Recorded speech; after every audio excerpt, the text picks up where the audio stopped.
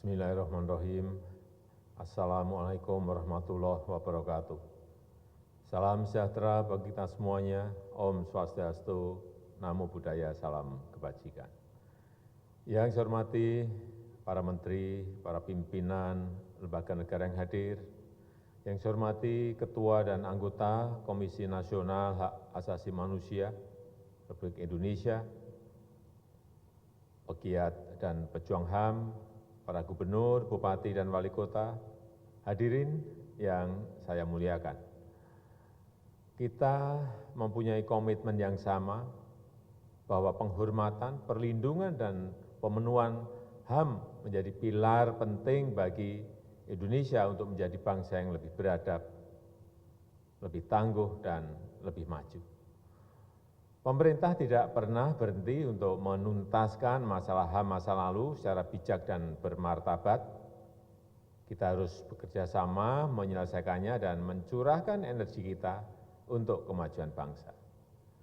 Melalui Menko Polhukam, saya telah menugaskan agar penyelesaian masalah HAM masa lalu terus dilanjutkan yang hasilnya bisa diterima semua pihak, serta diterima dunia internasional. Bapak Ibu hadirin yang saya hormati, komitmen kuat pemerintah dalam penegakan HAM telah dituangkan dalam Rencana Aksi Nasional HAM 2020-2025.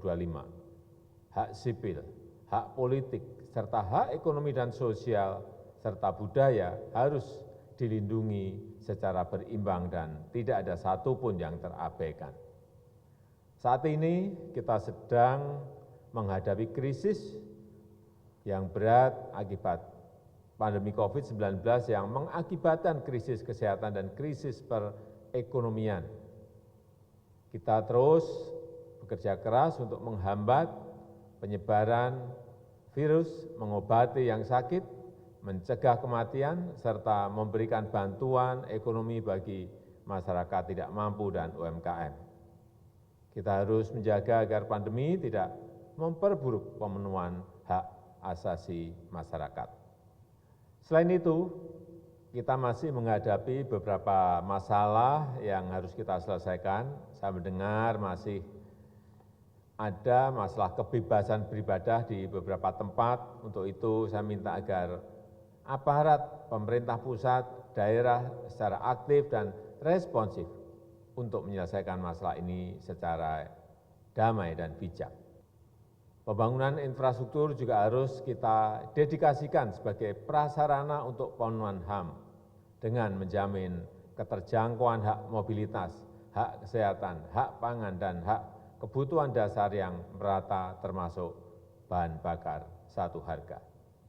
Demikian pula pembangunan sumber daya manusia dengan memastikan penurunan kasus stunting serta keterjangkauan pendidikan yang memadai, terutama di daerah-daerah terpencil dan pulau-pulau terluar.